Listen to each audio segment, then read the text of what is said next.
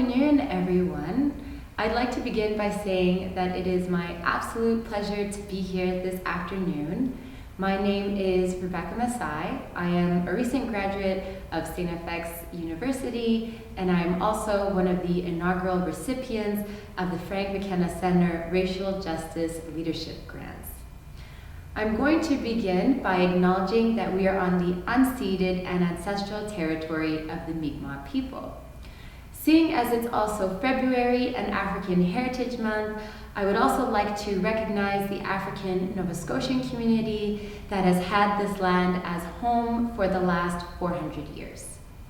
Now, before I start talking to you about my project, I'd like to begin by letting you know a little bit about me and where I'm from. So I grew up primarily in Calgary, Alberta, in the northeast part of the city. And for those of you who are not as familiar with Calgary, the Northeast has a little bit of a reputation. Nothing compared to how most tough parts of a city are seen, but the Northeast still has a different and unique identity in comparison to the rest of the city. As most people know Calgary, it is the oil and gas capital of Canada. Stampede, the Rocky Mountains, Lake Louise, Plaid, and hockey may come to mind. For me, when I think of the foremost images of my city that I have in mind, I think of young Black and brown students being dropped off by their parents in traditional attire. I think about celebrating multicultural nights in my junior high and elementary schools with over 80 different countries being represented in the billboards of the gym. I think about hearing Punjabi and Urdu being spoken as I walk down the streets by my home. And I also think about my next door neighbors who are from China, those who lived across the street from me from India, and those who lived behind me who were recent immigrants from the Philippines. These early and formative interactions that I had as a young person shaped irrevocably how I thought about the world and my perspective on the issues that we face as a society. As in the case of all immigrants' kids, I was taught that I was the greatest hope for my parents and for my community of having a good future. When I came to Santavx, things changed quite a bit. The interactions that I had with people were very different, and how I was treated also changed. Now, I've kind of been known around campus to give a lot of talks about race and racism and how this impacted my time during my undergrad degree. But for the sake of not beating a dead horse, I'll just mention a few points here or there to give you more context about my project. When I came to Santavx, I always say that I really felt the racism. And what I mean by that is that it hovered everywhere I went, kind of just below the surface of my everyday interactions. That's not to say that before I came to Santavx that I had never seen racism, but it's more to say that the way that I experienced it here was different than I ever had before. Now, my project is called "But Why Can't I Say the N-Word? Understanding the lived experiences and needs of Black students from Santavx University." I chose the title, "But Why Can't I Say the N-Word?" because I feel that it really epitomizes the type of racism that we see at Santavx. Do we have blatant racism here? We do, but that's not the everyday, day-to-day interactions that we have. The type of racism that we experience at Santavx is structural, and it hovers just beneath the surface for most of the people that you're interacting with. And I can prove this to you. Thus far, every participant that I have interviewed for my project has responded with "strongly agree" when asked if they have ever been insulted or verbally assaulted because of their race on campus. I will argue now, and I have argued in the past, that even though instances of blatant, overt racism are jarring and hard to endure, that in fact we must look at these individual instances of racism within the larger context of the institution.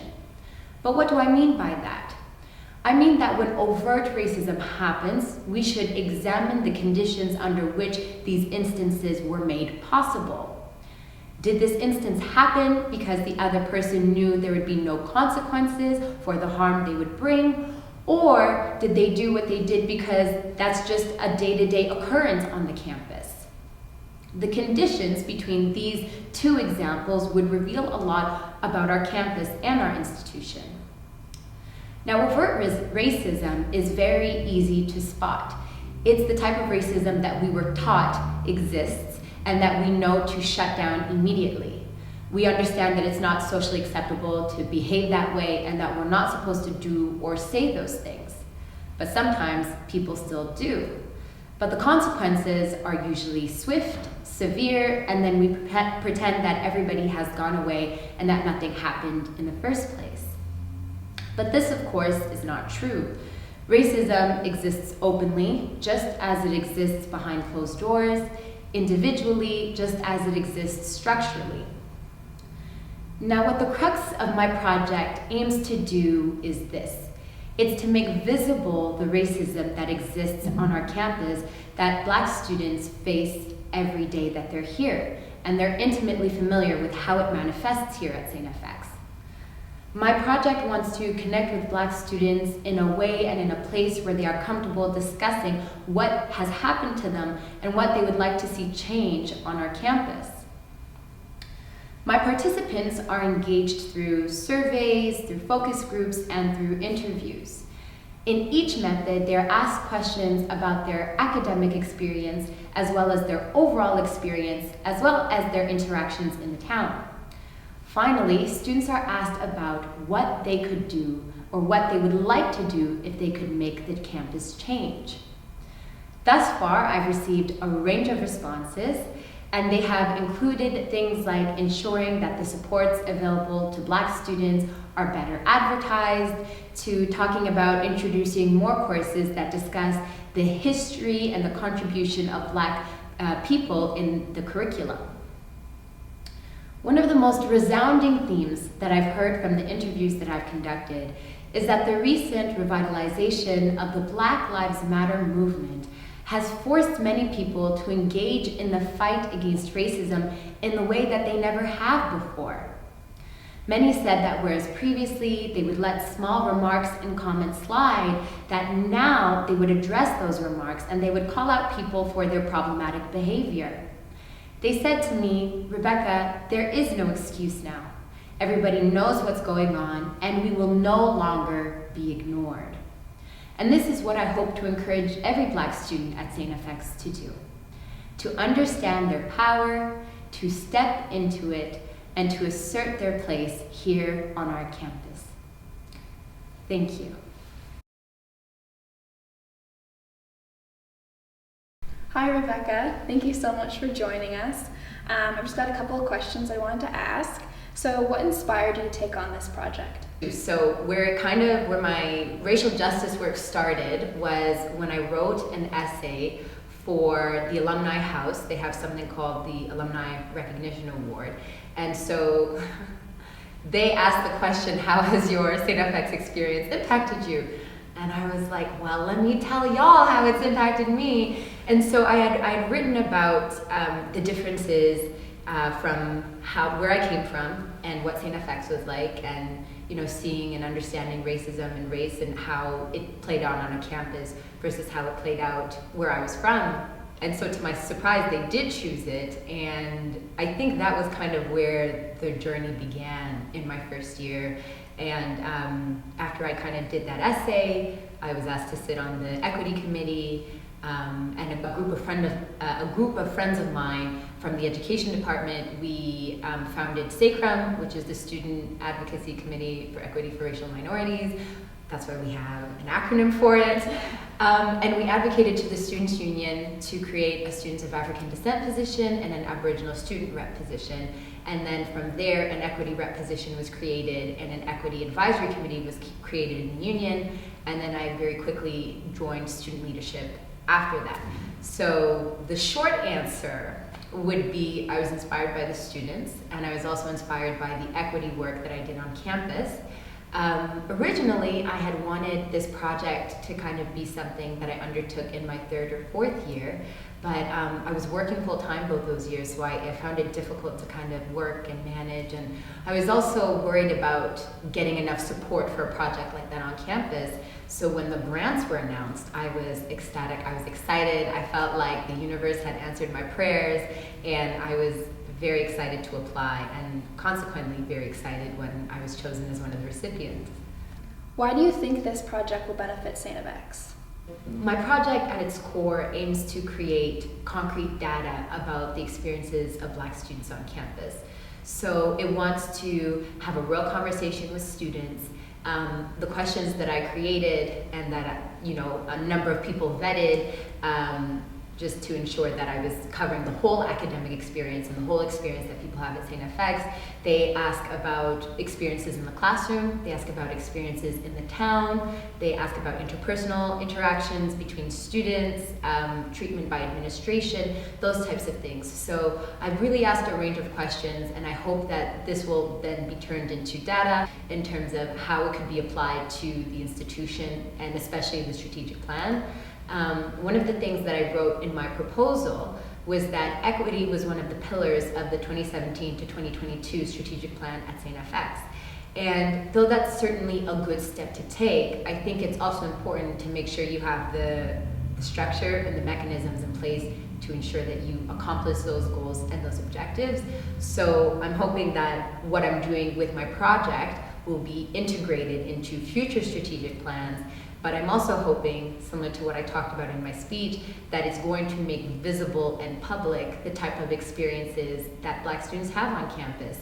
I'm a researcher, but it's been a very incredible experience doing these interviews. I almost feel like I am talking to old friends, because so many of the experiences that these students are telling me about and are talking to me about are experiences that I've had. And I think for a few of the students that I'm talking to, it was one of the first times that somebody had, let's say at the level that I was asking them questions about their experience. And so it's been a wonderful experience for me as well. What has been the most challenging part of developing a project like this? So my project relies heavily on student participation. It relies heavily on other people. So sometimes I find it difficult to recruit and then to ensure that I get follow-up from participants, but that's natural. That's like students and participants, and I'm sure that's just the struggle of having a research project. And I also was struggling a little bit, when you want something to be really, really good and you want everybody to love it and everybody to enjoy the work. I kind of was feeling a little bit of that, because I feel like I have such a huge opportunity, and I feel the pressure of don't mess it up, you better make it good, it better be helpful to somebody. So I think that kind of is a little bit of a challenge when I'm going through my work. I just want it to be perfect, and I want everything to work out well. And I also don't want to disappoint the students who I'm doing this for, so I'm really hoping something good will come of it. What do you hope the legacy of this project will be on campus? I believe fundamentally that the experience of a student that came to Santavx at 2015 a Black student, or any student really, should not be the same for a student that comes in at 2020 or a student that comes in at 2025. We're a university. We have some of the greatest minds in our country on this campus. So why can't we be constantly progressing and improving, not just how we think and how we are with one another, but what the experience is for students? And so what I hope fundamentally is that a student like me, who looks like me, that comes to this campus 5 years from now has a different experience, has a better experience, has a more comfortable and welcoming experience. And of course, I'm hoping that I will be able to have some concrete recommendations that will be integrated into the fabric of the school, and I'm hoping that those recommendations will be implemented. How can people find you and get involved in your project? Oh, wow. Well, actually, I have a website launching coinciding with my talk today. So my contact information is there. I can be contacted at black@santavx@outlook.com. That is my official research email. I'm on all the social medias. You can hit me up on Twitter, Instagram, Facebook. If you're above the age of 45, Call me, beat me.